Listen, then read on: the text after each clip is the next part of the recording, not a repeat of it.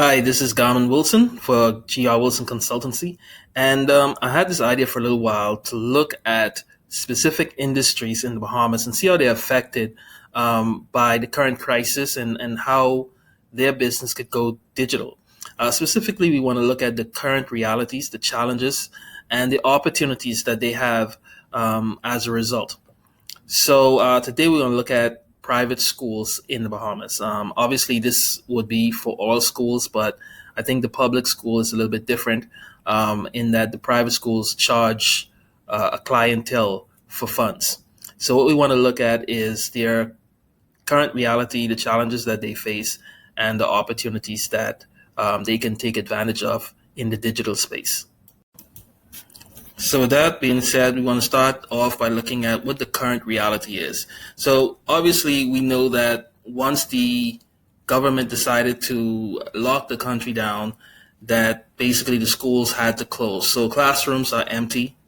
Um, a lot of schools did not have a virtual program. And so a lot of schools had to scramble to implement some sort of virtual program to teach these kids. Um, and of course, the parents are doing the teaching. And many of those schools are still trying to figure it out, as well as, parents, teachers trying to figure it out. So that is the current reality. Kids are not in school, parents are teaching, and many schools have implemented some form of online classes to different degree.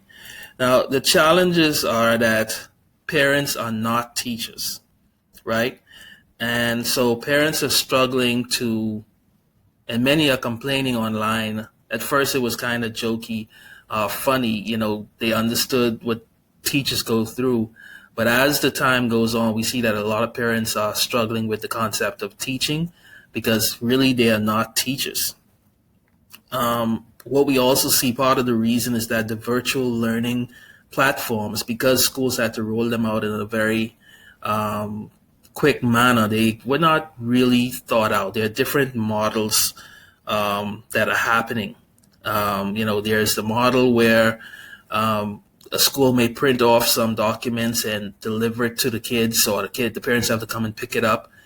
There's some sort of guide that's sent home to some parents, and then the parents do all the teaching.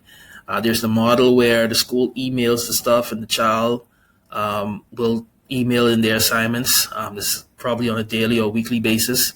And then there's the model where some schools are actually having online classes. So there are advantages and disadvantages to all of these models. But overall, what we see is that parents are not quite happy. Nobody's quite happy with the system. Some schools have actually shut down classes for the rest of the year just simply because it was not working. So the end result of this is that a lot of parents are left questioning the value of the virtual learning, particularly in the private school sector, because if you're paying a high amount of school tuition, and then the school is basically boiled down to the teacher emailing your kids an assignment, the parent is doing the teaching, and there's very little FaceTime with the teacher, then parents are questioning what's the value of that. And it's obvious that the schools themselves have not thought through, what a curriculum, a disaster recovery curriculum would look like. So you can't really teach the exact curriculum that you normally teach in a normal school week, where parents are not teachers and trying to get parents to teach that curriculum. I know of one school that actually, after virtual learning all day, where the kid is in front of the computer with the parent helping, then has the nerve to assign homework. And so there's a lot of things that need to be ironed out, and schools probably need to figure that out. And then you have the fact of the matter is that because the economy is shut down, a lot of parents who would normally be able to send their kids to school, a lot of these parents are now going to be feeling the financial impact. And so a lot will be, questioning this virtual model. A lot of parents will have to think or consider moving their kids to a different school environment simply because either they're not getting the value from the school and because of the impact of the recession that is coming. So parents have a lot to consider, and schools are kind of at risk of being in a position of losing revenue. So that brings us to this quote that I want to share with you guys, and it's Charles Darwin. It's not the strongest that survive, nor the most intelligent. It's those who adapt to change. So obviously, we hear the competent authority talks a lot about the new normal, and so I think that schools have to adjust the way they think about schooling. They have to adjust their online programs, and they have to adjust to taking advantage of the opportunities that arise because of this COVID-19 crisis. So it cannot be, there are going to be a lot of struggles and challenges going into the future in the new school year. And so the schools that adjust, they are going to continue to succeed. And then, those that don't will continue to struggle and maybe lose parents and lose kids to other schools. So what are some of the opportunities? I believe that the schools that provide a great online experience will be very much accepted by parents. Parents will be happy to bring their kids. That'll be one of the determinant factors of bringing your kids to that school. So you need to have your online platform. Parents need to be able to pay online. They need to be able to have PTA online. They need to be able to interact with the executive team online, and so you have to start thinking about the online experience for parents and students alike. So there should be an online platform where your parents are a member of that school website, and they have a dashboard where they can get updates on the school, update on the kids, that sort of stuff. Secondly, schools have to provide value through virtual learning. What we know about this COVID-19 crisis is that this is not the end of it, and that there will be further outbreaks and lockdowns into the future. Even if it's not COVID-19, there may be another incident or event that requires schools to shift from their regular school program to a virtual program. So again, I say, the virtual program will be a feature and a benefit that sells the school. So parents will want to know going into the future that, the school has a good platform. Schools need to figure out a framework for parents teaching at home. And so it's not enough to simply send the work to parents, but schools now need to figure out how to provide guidance to parents as well as students so that they can teach effectively, so that they know how to implement a school program and it's not too onerous on them, because you also have to remember that parents that are home are also working from home. So it almost seems as though, and I'm a parent myself, it almost seems as though the schools believe that parents are home and are not working, and so they have all day to dedicate to the kids, like that is the job because that is the job of a teacher. They assume that parents also have the ability to dedicate that time to the kids as well during the day.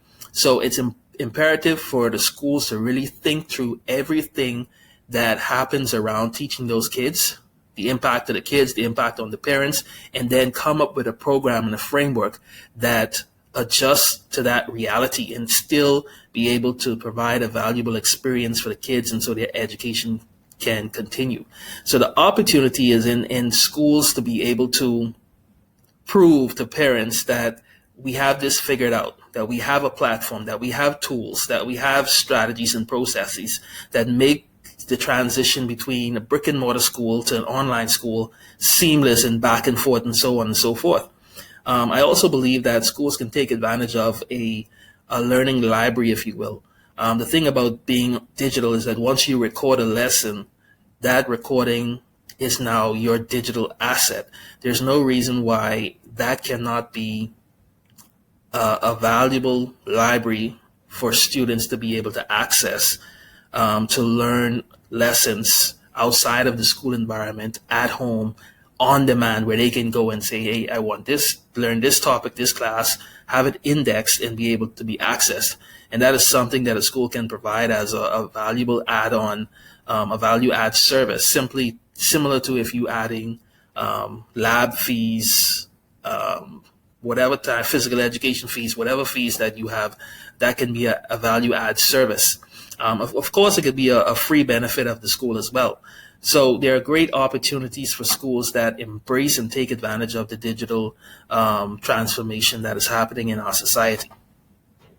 So with that being said, here's what I think every school should do moving forward. Every school should have a website, and that website will be focused on introducing your potential customers to your school and the benefits and features of your school, as well as parent reviews and all of that sort of stuff. So that will be the first interaction that some parents have with your school, where you should start convincing them the benefit of joining your school. That's number one. Number two, every school should have a client, or every website should have a client portal, parent portal, kids portal, if you will, where a parent will be able to log on and get communications from the school, see updates on their kids, events, that sort of stuff. This would not be public information. This would be specific to that parent and the interaction with their kids and their kids' teacher, as well as the administration. Every school should have a learning management system. And this is where there will be classes, virtual classes that are online, that are on demand. There should be a schedule for live classrooms and that sort of stuff. And you should also probably have virtual classrooms, or where a student, for instance, who is at home sick will be able to log in and virtually attend the class. So you must have that learning management system as well as virtual platform. I think every school should have, continuing to the end of the last point, every school should have what I call a virtual learning stack. And so this is a set of tools and apps that the school uses in a virtual environment. So these should be known. Parents should be familiar with them. Teachers should be familiar with them. And there should be also a virtual guide that familiarizes parents, teachers, students who are comfortable with these tools, who know the procedures and the policies of these tools. So everything thought out in advance, so that when there's a requirement to move to a virtual classroom, again, it is seamless. So, that is my conclusion. I believe that the schools that figure this out, that has this system built and in place, will actually have an advantage over every other school in the Bahamas. So my name is Garmin Wilson. I'm with GR Wilson Consultancy. And of course, we believe that the internet is the future of business. So if you have any questions, if you want to talk about this further and how to build out these tools and these platforms, certainly get in contact with me. You can reach me at www.garminwilson.com and just go on there and send me a message, and we will be in contact. Thank you. Have a great day.